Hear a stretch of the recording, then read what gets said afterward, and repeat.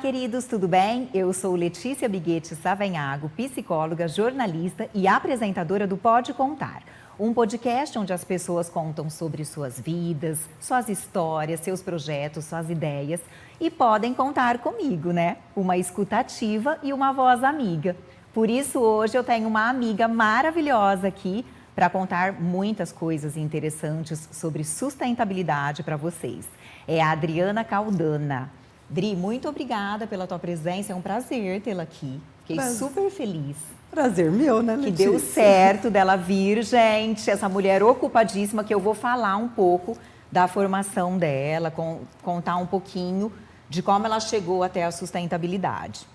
A Adriana é especialista em gestão de pessoas e sustentabilidade, docente no Departamento de Administração da FEA-USP, Campus Ribeirão Preto.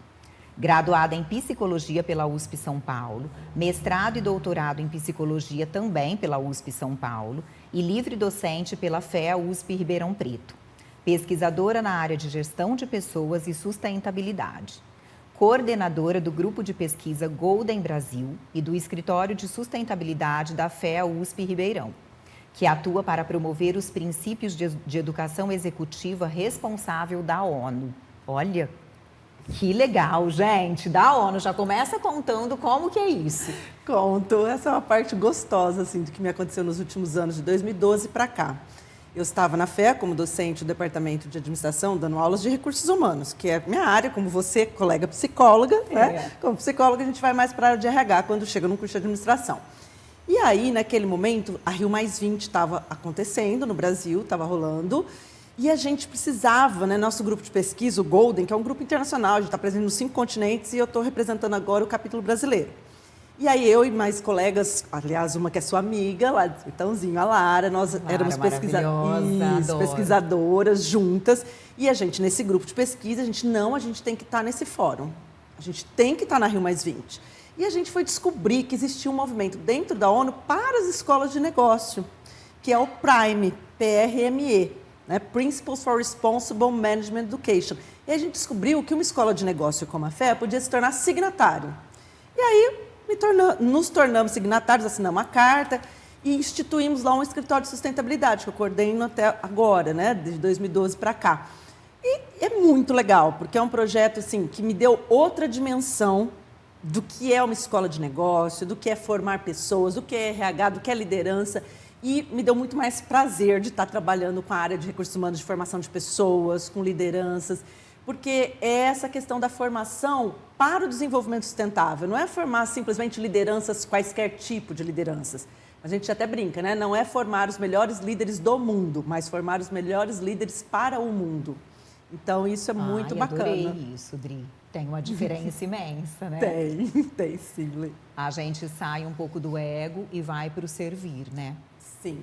E você, com toda essa experiência, essa bagagem em estudos de sustentabilidade, de comportamento, gestão de pessoas, formação de líderes, quais as principais barreiras que a humanidade, de um modo geral, precisa transpor para poder ter um estilo de vida sustentável, possível e real? Isso é muito importante, você falou o real, né? Porque, assim, quando a gente pensa todos os princípios de desenvolvimento sustentável, que norteiam, inclusive, a própria agenda da ONU de desenvolvimento sustentável, que é a agenda dos 17 ODS, né? Objetivos de Desenvolvimento Sustentável, fala, uau, é muita coisa. E muitas vezes a gente olha e fala, ai, tá muito longe da gente conseguir atingir isso. E aí a gente pensa, como que eu posso colaborar? Como é que o meu negócio, como é que eu, na minha casa, como é que o meu país, a minha empresa, a minha região, minha instituição, meu bairro, minha comunidade, são muitos níveis, né, de ação. O nível individual, o nível dos grupos que a gente participa, o nível das organizações, dos setores produtivos mesmo da sociedade e o nível dos países. E a gente sabe que a gente não está num mundo muito simples. Os problemas são diversos, por isso que a gente tem 17 ODS, 169 metas, então é muita coisa mesmo que a gente deveria estar cuidando aí para caminhar para um mundo melhor para todos, né? A meta é não deixar ninguém para trás.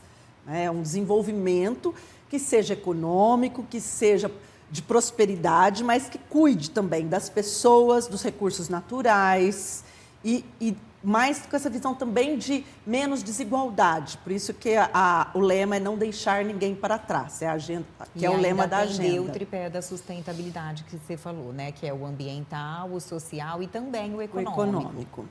E em muitas frentes distintas, né? Então, a gente tem que descobrir o que quais é... Quais são os entraves, Dri? Então, o que atrapalha a gente a conseguir viver isso plenamente? Bom, tem muitas coisas no nosso modelo atual de vida, de estilo de vida. Eu sei que você gosta muito de pensar em estilo de vida, né? Que eu te acompanho já há algum tempo bom, e eu adoro. Obrigada. E quando a gente pensa em estilo de vida, a gente tem que pensar muito em o que a gente valoriza, sabe? O que a gente acha, por exemplo, bacana. O que é sucesso para a nossa geração? Quais são os meus valores, o que eu busco, Porque assim, não é errado ter ambição, não é errado a pessoa querer crescer, melhorar de vida, isso não é errado. Mas eu acho que a humanidade, ela está com tamanhas desigualdades, quando você pensa em dados, por exemplo, da Oxfam, que é a organização que mede as desigualdades entre países, entre pessoas. Você vê assim, gente, 10 pessoas no Brasil tendo, né, a fortuna que daria, sei lá, para combater o problema da fome no país inteiro, é muita desigualdade. Não é qualquer desigualdade, não é uma desigualdade leve. Então, assim, se você pensar no 1% mais rico da população mundial, é muita desigualdade em relação aos outros 99%. E, para mim, essa é a principal questão a ser combatida, a questão das desigualdades. Só que aí você tem uma série de entraves. Que são entraves culturais, de valores, de por onde começar, do que priorizar. Porém, Letícia, a crise climática, que é a mais grave do nosso tempo, que a nossa geração está vivendo, né? E eu acho, a gente fala crise climática e não mais aquecimento global, justamente para dar o tom certo, porque a gente está num momento de emergência climática. Ela coloca alguns limites tão claros para as pessoas. Olha, vocês precisam repensar o que é o seu estilo de vida, o que você ambiciona, o que você deseja como sucesso, o que você tem como meta. Então, a gente tem que redescobrir... A crise climática está fazendo a água bater na nossa bunda, gente. Acho que sim, bastante, bastante, literalmente, inclusive. Literalmente, a questão porque as geleiras vão derretendo, a água vai bater na nossa bunda mesmo. Subida do nível dos oceanos, enfim, todos esses fenômenos climáticos extremos, né? Que a gente observa. Que quando não chega até a gente não se move. A nossa geração e a geração dos nossos filhos, dos nossos netos, isso já nasce mais próximo. Eu acho que a geração dos nossos pais, dos nossos avós, isso parecia uma coisa muito distante. A nossa geração está vendo esses eventos climáticos extremos, enchentes, secas, né, queimadas, terremotos. Então, a nossa geração falou assim, não é para a próxima geração isso, é para a geração presente. Nós já estamos colhendo esses frutos negativos aí. E essa geração consegue fazer o link de que são algumas ações, as nossas ações, que estão impactando no meio ambiente para acontecer esse tipo de evento. E hoje a gente tem dados, né? Coisa que as gerações passadas não tinham, ficava uma coisa meio no achismo. Eu acho que é grave não sei o quanto. Hoje isso já está devidamente medido por muitos cientistas, já tem muitas coisas que são consenso. Então, assim, a gente tem que fazer algo. E a última geração que pode fazer algo mesmo, antes que a coisa realmente vá para um ponto de não retorno, é a nossa geração. Então, assim, repensar o que é valor para a gente, o que é consumo. Uma barreira que existe é o estilo de vida.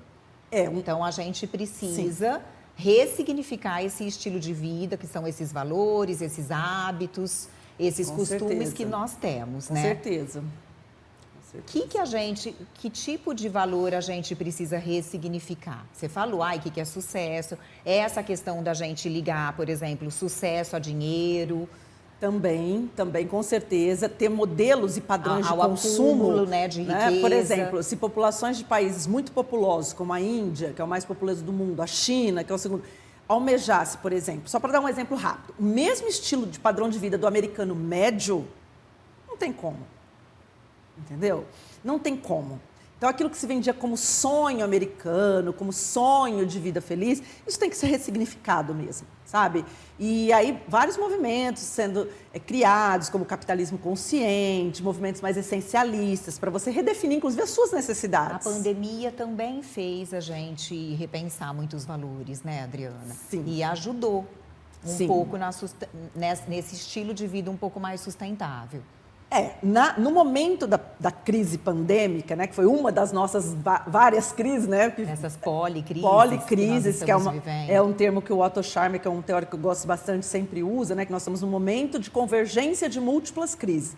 A crise climática, a crise das guerras agora, das desigualdades sociais, a crise de saúde mental, as crises econômicas, essa discrepância que a gente tem, por exemplo, tanta tecnologia, tanto digital, tanta inteligência artificial e tão pouca empatia, humanidade nas pessoas, falta de contato humano. Então, assim, a gente está vivendo esse momento de crise, né, que alguns falam que é questão de mudança de era, tal. Eu não sou muito esotérica, eu não entendo muito desse capítulo, mas eu entendo mais o capítulo assim. Existem caminhos, existem metas, existem formas. Existe. Para transpor essas barreiras? Existe. Quais? Então, depende do nível que a gente vai falando. A gente vai falando do nível país, a gente vai falar que o governo tem que ter políticas para combate a uma coisa, combate a outra, criação de desenvolvimento. Gente, pequenininho, lá na para os nossa indivíduos, casa. exatamente, para os indivíduos a conversa é diferente, inclusive na educação dos nossos filhos, né? Dentro da escola, dentro da família, repensar mesmo que desejo também a gente está plantando na cabeça deles já desde pequenininhos. Né, que nós estamos querendo que eles tenham. O que eles estão desejando para o futuro, né? Que futuro eles podem ter, né? O que eles podem promover de mudança positiva. Porque quando a gente está na frente desse contexto multicrises ou policrises, uma questão que dá é a inércia. No sentido, eu não consigo fazer nada porque é muito problema, é muito complexo, então eu não vou fazer nada. Isso está distante, paralisa. Isso é coisa para governo, gente, não é para mim. Paralisa a gente. E a gente, como psicólogo, a gente sabe que o ser humano ele tem que ver esperança, ele tem que ver um movimento que ele possa dar, um passo que ele possa dar. E eu tenho a sensação de que a gente se sente muito impotente, o que a gente faz não é o suficiente. Mas é um momento para ressignificar isso e ver que nós podemos fazer, através de pequenas ações, grandes atos, né? Claro, porque tem as grandes ações também. E que é pouquinho mesmo. É aquela coisa, reciclar o lixo. Sim. É aquela coisa de evitar o uso do plástico, diminuir o uso da água. Diminuir a água, gente, isso daí eu vou tomar banho mais rápido, eu vou mudar o mundo tomando banho. Mas reverbera. Exatamente, porque é um princípio, né? E esse é o exemplo também que a gente dá para as crianças, para os outros, porque liderar, inclusive, é isso, né? É praticar. E a gente não é perfeito, a gente não está no mundo perfeito, a gente não vai ser 100% sustentável, nenhuma empresa no mundo é 100% sustentável ainda, só que existem aquelas que estão mais maduras ou mais preparadas para fazer essa transição. Mas a gente pode aquelas que estão menos. E as pessoas também. Contexto, as pessoas também. Existem as pessoas que estão aceitando mais, olha, talvez com a minha ação individual dentro da minha empresa, do meu trabalho, da minha casa, eu não vou mudar o mundo. Mas eu já mudo alguma coisa, porque aquilo, a gente nunca sabe, né? Quando a gente tem a visão sistêmica, às vezes pequenas ações, elas vão, por efeito de contágio positivo, elas vão reverberando. De gota em gota a gente cria um oceano, gente. Exatamente. Olha que coisa boa. Eu vou dar o meu exemplo, né? Lá no projeto Beija-Flor. Às vezes eu paro e falo, nossa, gente, é tão pequenininho. Se eu fizesse um jantar... Resolvia. Eu arrecadava o que eu arrecado no ano inteiro. Só que eu não plantaria o conceito da moda circular, do consumo consciente, do reaproveitamento. Então, que é a parte educativa, é um impacto, né? Que é a parte educativa. Que eu não vou conseguir num jantar, que é super importante também, mas que às vezes não vai impactar o estilo de vida das pessoas, como o projeto Beija-Flor tem impactado. Pode ser poucas pessoas, se a gente olhar para o mundo inteiro, pode, mas são pessoas. Uma pessoa é uma pessoa. Exatamente. E muita gente chega para mim e fala, Lê, para que eu nunca ia comprar uma roupa usada. E eu estou adorando fazer isso aqui.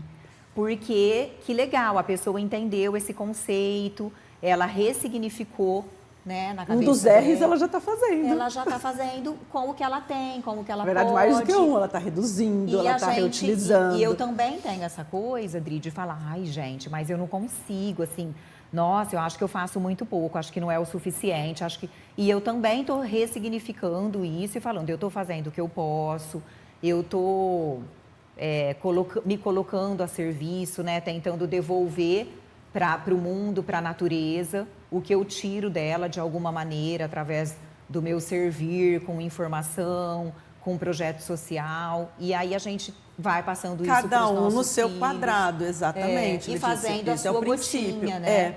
Porque essas ações, se todo mundo começar a mudar essa mentalidade e começar a estar mais, por exemplo, ressignificando o conceito de natureza. A natureza não está aqui no planeta para nos servir de uma forma instrumental, para a gente fazer o uso até, né, esgotar. Nós somos parte da natureza e a gente deixou de se ver dessa forma e começamos a usar a natureza apenas como recursos para ser vendido, para ser extraído, para ser consumido. Então a gente tem que ressignificar também a nossa relação com o mundo. E pensar que a gente é tá importante não se desesperar. De passagem, né? Mesmo, né? Isso. Porque a gente vai utilizar esses recursos, mas a gente precisa deixar um planeta possível para as próximas gerações, né? Esse é o conceito. E dá para aliar, é outra dúvida que eu tenho, dá para a gente aliar desenvolvimento econômico com preservação ambiental e desenvolvimento social? Porque tem hora que eu falo, ai, gente, tem será inúmeros que essa exemplos. sustentabilidade, a conta fecha? Então. Porque tem gente que fala, ai, é caro, bem, isso daí para ser sustentável é só para gente que está em condição. Ai, mas a empresa quebra. Claro. Se ela for querer ser. E aí, como que a gente faz essa conta fechar? De novo, são estágios, né? No estágio atual, principalmente às vezes aqui na nossa, né, pessoas mais próximas e tal, as coisas ainda estão amadurecendo. Tem empresas que já nascem com esse DNA de sustentabilidade, com essa proposta. Tem empresas que vão ter que fazer uma transição para isso. E isso leva tempo.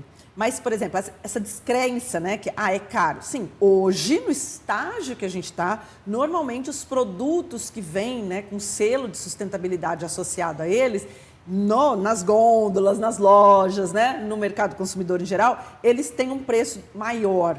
E a gente fala, gente, isso é impossível, porque vai ficar restrito a um círculo muito pequeno de pessoas. Porque né? as pessoas buscam o preço. Tem as preço, que têm a consciência claro. e podem, né, utilizar essa consciência e comprar esse tipo de produto, mas tem as pessoas que às vezes não têm essa escolha. Mas não é só isso, entende? Isso é uma casquinha do que é essa questão.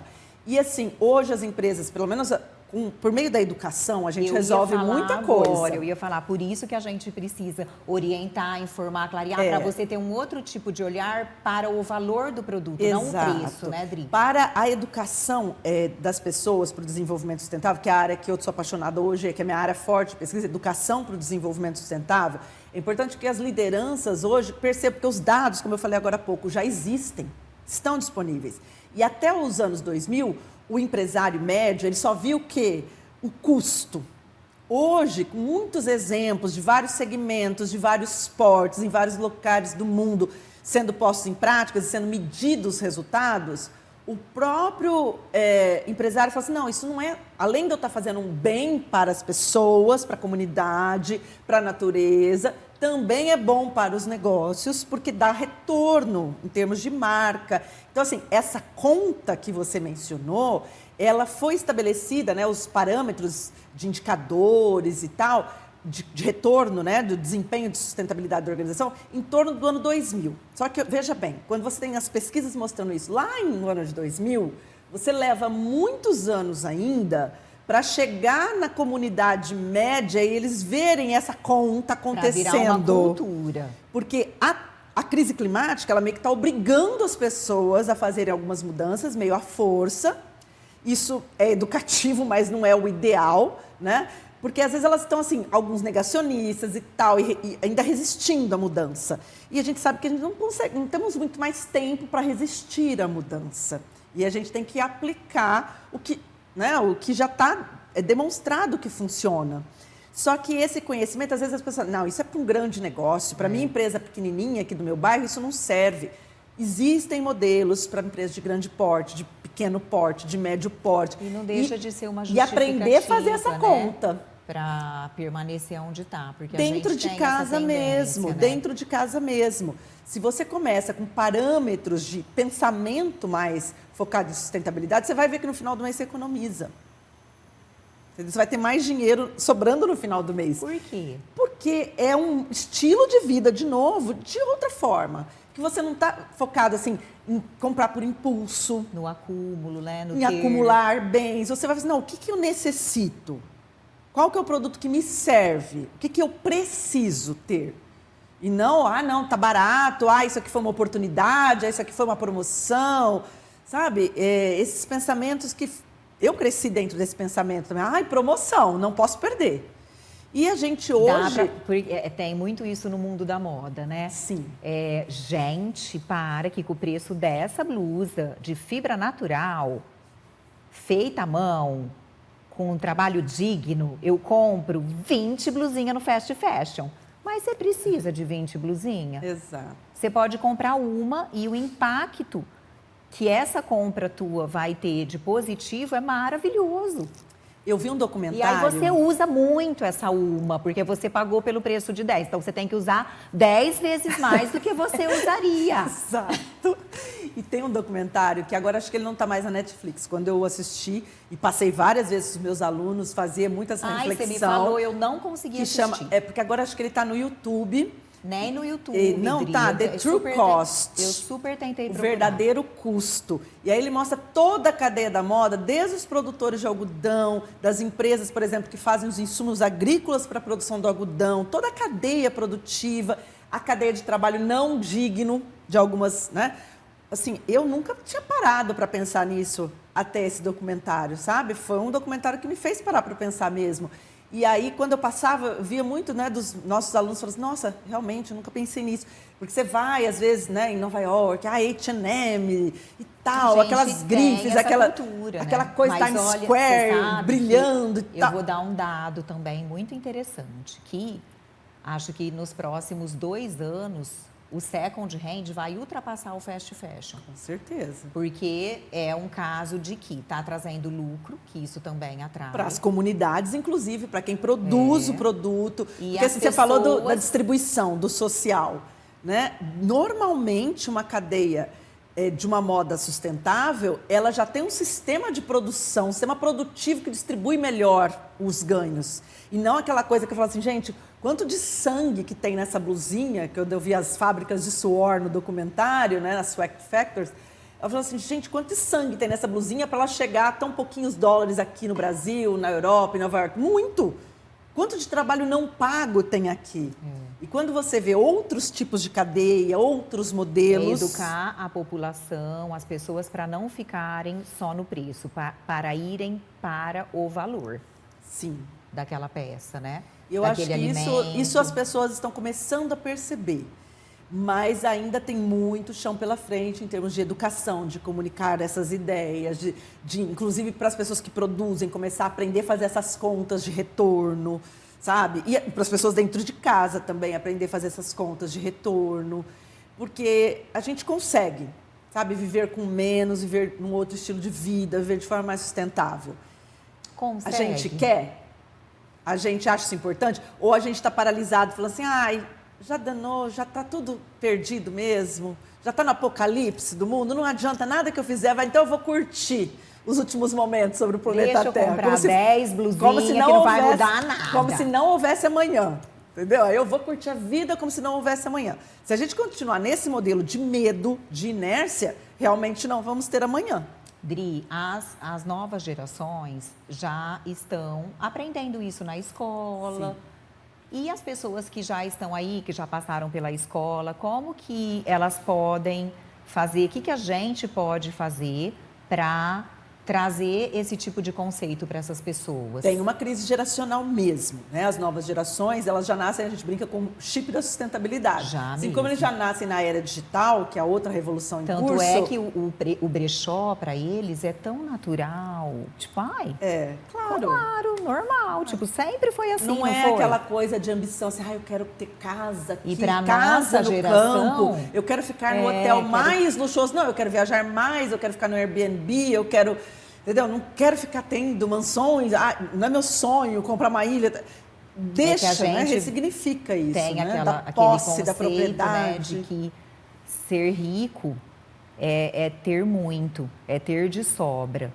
E essa nova geração, eu acho que entende que ser rico é ter a possibilidade de viver boas experiências. Isso. Ainda há um mercado que eu acho mais complicado, que é o mercado de artigos de luxo. Esse mercado é todo mais complicado, porque ele não opera nessa lógica. Ele opera na lógica de não acessibilidade. Quando você tem uma bolsa de 500 mil dólares, né, de $500 milhão, você fala, É aquele gente, conceito do aspiracional, né? Isso. Tipo, ai, ninguém Isso, tem, só quem tem eu. Então, dinheiro. assim, isso é uma lógica que é perversa se a gente pensar no planeta, sabe? Então, o que a gente está admirando? Para que a gente está batendo palma? O que a gente está valorizando? Quem são os nossos modelos, as nossas inspirações? As novas gerações já estão começando a repensar isso. Agora, essa crise geracional, as gerações antigas, você precisa mostrar ali mais no concreto mesmo, na equação, na fórmula. Você, olha, você investir isso, em tanto tempo vai retornar muito mais e tal, então é um bom negócio, porque já tem isso consolidado, já tem isso consolidado. E dessa forma você consegue convencer. As novas gerações, como você mesmo disse, já estão aprendendo isso de tantas formas diferentes, naturalmente, que isso já está mais internalizado para elas, eu percebo. E a gente vai acompanhando, né, as novas gerações. Ainda bem. Graças a Deus. Vamos aprendendo com eles, né? E, Dri, para a gente finalizar, com tudo que a gente conversou, como que você vê o futuro? Você acha que a gente consegue? A gente dá conta de atingir essas metas, de reverter esse quadro, essa crise climática, por exemplo? Eu estou vivendo muito a minha vida no âmbito pessoal e profissional no presente. Então, é aquele mantra diário. Eu estou fazendo o meu melhor hoje. Isso é motivação. E isso me faz ter esperança quando eu vejo os meus alunos, quando eu vejo as crianças, quando eu vejo os jovens. Eu tenho muita esperança. Então, assim, em termos de perspectiva futura, eu não posso te falar hoje, eu tenho certeza que vai dar certo, é só a gente seguir o plano. Porque a gente sabe que tem muita coisa em desalinho, muitas crises, inclusive agora os conflitos armados que estão aumentando no mundo todo. Então, isso é uma preocupação real, muito séria, né? Além da crise climática, a crise humanitária, uma série de crises econômicas que vêm com as guerras. Então, assim, isso deixa as pessoas muito assustadas. Mas eu acho que a gente pode cultivar uma atitude mais positiva, não aquela positividade vazia, tóxica. Uma positividade real, sabe? Um realista positivo. Vou dar o meu melhor dentro das condições que eu tenho. De hoje. Então, assim, dormir bem, pôr a cabeça na cama, assim, não. De todos os meus atos hoje, em termos de respeito com o outro, de educação, de gentileza, tudo isso é sustentabilidade, sabe? Tudo isso impacta. De consumo, de relação com as empresas, de como eu gerencio as coisas que estão sob o meu controle. E aquilo que não está sob o meu controle, lógico, ter escolhas conscientes. Eu acho que é isso, sabe? Fazer escolhas conscientes e ter essa tranquilidade que existem esferas. A sua esfera de ação qual é? Existe a esfera dos governos, dos países, como a gente estava falando. Então, existem níveis. Então, a gente tem que fazer escolhas conscientes em todos os níveis. No político, no social, no individual, relacional também. E com a nossa consciência. Que bom, né? Que tem pessoas como você que fazem a diferença, né? Que são aquela gotinha no oceano que faz a sua função, que reverbera e que traz muito para si, né? Criando aí uma onda de boas ações. Obrigada, Dri. Eu que Amei, te você me agradeço. inspira. Você me inspira. Que bom que a gente se encontrou. Que bom que a gente está tentando. Né? Eu acho que é isso que é importante, E a que é a gente está motivação. dando o nosso melhor dentro do que a gente tem. E vamos fazer isso. Faça isso você também.